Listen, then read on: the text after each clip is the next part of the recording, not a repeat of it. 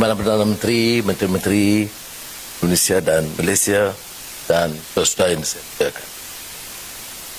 Saya tidak mau anggap ini sebagai lawatan kerja biasa ataupun hubungan dua hala biasa. Kerana saya anggap Presiden Jokowi dan rakan-rakan Indonesia seperti yang saya singkapkan tadi sebagai sahabat sejati, dan perundingan kita itu perundingan keluarga, sahabat. Ini terbukti, Bapak Presiden, bahawa dalam hubungan, sejarah hubungan dua hala dengan mana-mana negara di dunia dalam pengalaman kita, peningkatan kerjasama dan persefahaman dalam masa yang singkat dengan Indonesia ini luar biasa. Termaterainya beberapa memorandum persefahaman. Selain itu, bidang kerjasama antara Polis Diraja Malaysia dan Polis Indonesia, Menteri Pertahanan Indonesia dan Menteri Pertahanan, ya, yang walaupun tidak tercatat dalam persefahaman, tetapi kerjasama dua hala itu sampai ke tahap yang sangat membanggakan dan akan memberi faedah dan manfaat bukan sahaja kepada pemerintah dan kerajaan, tapi kepada rakyat Malaysia dan Indonesia. Umpamanya kalau kita teliti beberapa perjanjian hari ini, dalam pertemuan saya di Bogor, saya pikir di Solo,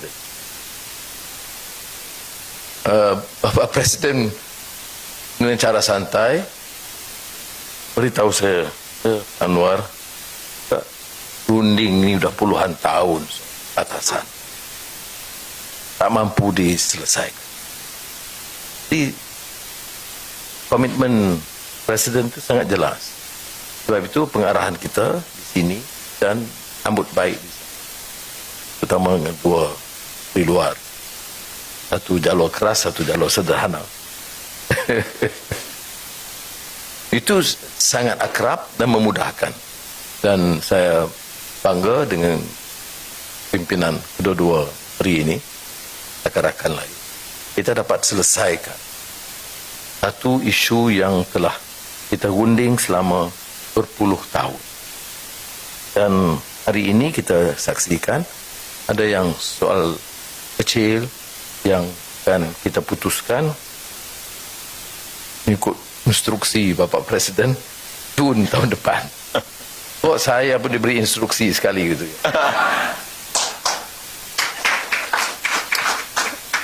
Kemudian yang dari segi perdagangan dan pelaburan itu penting. Sebab itu kita berikan penumpuan yang lebih dalam memorandum persefahaman ini tentang pelaburan langsung asing, pelaburan di sempadan yang dipermudahkan.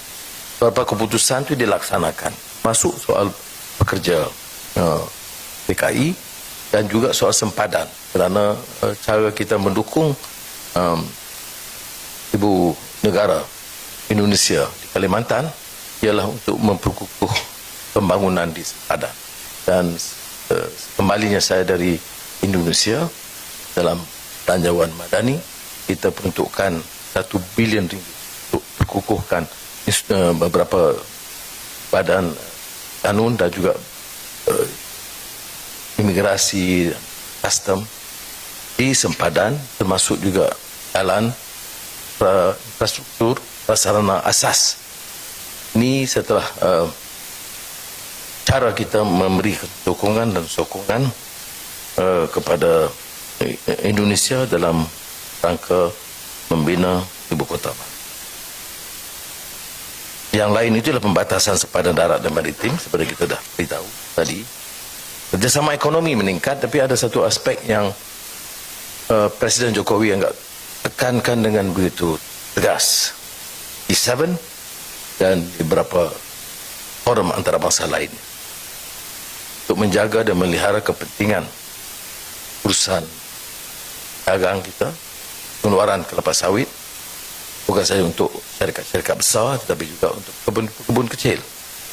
Dan kita sambut dengan baik dan saya ucap tahniah kerana kedua-dua menteri dalam rapat Eropah telah pertama kalinya satu suara Indonesia Malaysia menyuarakan, pertahankan kepentingan kelapa sawit.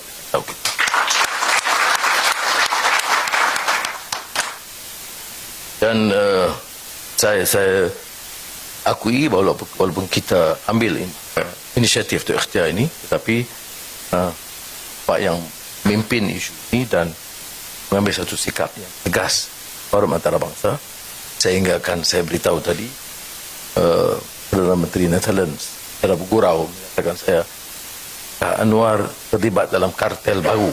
Saya mula tak dapat tangkap rupanya istilah kartel itu digunakan juga oleh Bapak Presiden dalam pertemuan G7 untuk pertahankan kepentingan ekonomi negara dan rakyat. Jadi yang lain-lain itu macam isu sempadan termasuk jerbu kerjasamanya,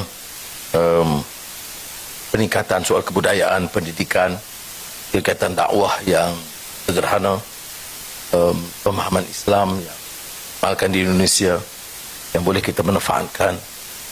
Itu semua insya-Allah kita akan teruskan kerana ini memberi makna persahabatan dan kerjasama yang akrab. Jadi acara Presiden Jokowi hari ini itu luar biasa. Santai terus. Kita mau ke mana? Mau ke Coket, mau baru. Oh, saya kata ini presiden. Jadi kita persulitkan juga kita ini soal. Tapi itulah sosok Presiden Indonesia ini. Selain ke Istana Negara petang nanti dan Seri Perdana, pilihannya masih terus ke Medan Rakyat Arhain di Kuala Lumpur. Jadi sekali lagi saya ucap terima kasih bagi pihak Azizah dan keluarga, Bapak dan Ibu ini, dan saya harap ada Presiden atau sesudahnya Bapak tetap keluarga dan sahabat kami anggap biasa seperti mana Bapak anggap kami ada terperosok di penjara atau keluar, itu masih sahabat sejati.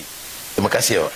Kehormatan bagi saya dan delegasi kunjung Malaysia membalas kunjungan Anwar Ibrahim ke Indonesia pada bulan Januari yang lalu. Tadi sudah banyak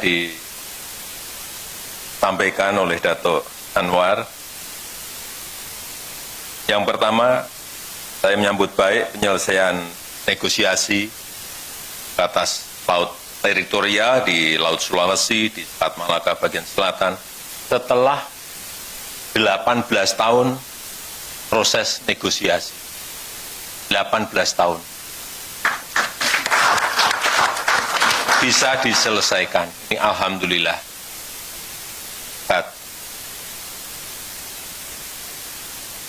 Beri Anwar Ibrahim yang bekerja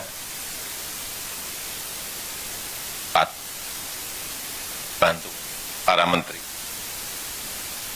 Saya juga berharap negosiasi perbatasan lainnya, termasuk di darat, Batik, kemudian Sinapat selesai, juga bisa segera diselesaikan.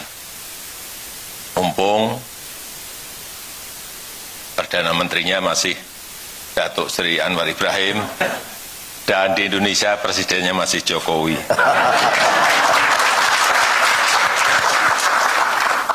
Saya juga menyambut baik penyelesaian MOU untuk Border Crossing Agreement, Border Trade Agreement, dan juga sertifikasi halal, dan juga kerjasama promosi investasi.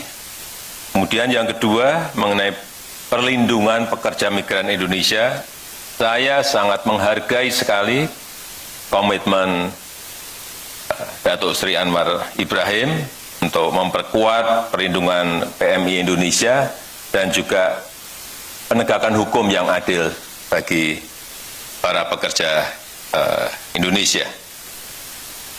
Dan juga Saya dan Pak Anwar sepakat untuk membentuk mekanisme khusus bilateral untuk menyelesaikan masalah-masalah pekerja migran Indonesia. Saya juga mendorong Community Learning Center di Semenanjung segera diwujudkan, dan juga WNI yang ada di depo imigrasi juga bisa segera dipulangkan, serta one channel system harus dioptimalkan. Yang ketiga, terkait dengan kolaborasi untuk melawan diskriminasi kelapa sawit dan juga komoditas lainnya. Saya sangat menghargai baru-baru ini dilakukan joint mission Indonesia-Malaysia ke Brussels, dan kolaborasi semacam ini harus terus diperkuat. Jangan sampai komoditas yang dihasilkan oleh Malaysia, oleh Indonesia, didiskriminasi di negara lain. Saya rasa itu yang ingin saya sampaikan. Terima kasih sekali lagi atas keramah tamahan dan penyambutan dari Yang Mulia Datuk Seri Anwar Ibrahim kepada kami dan delegasi. Terima kasih Pak Anwar. Terima kasih. Assalamualaikum.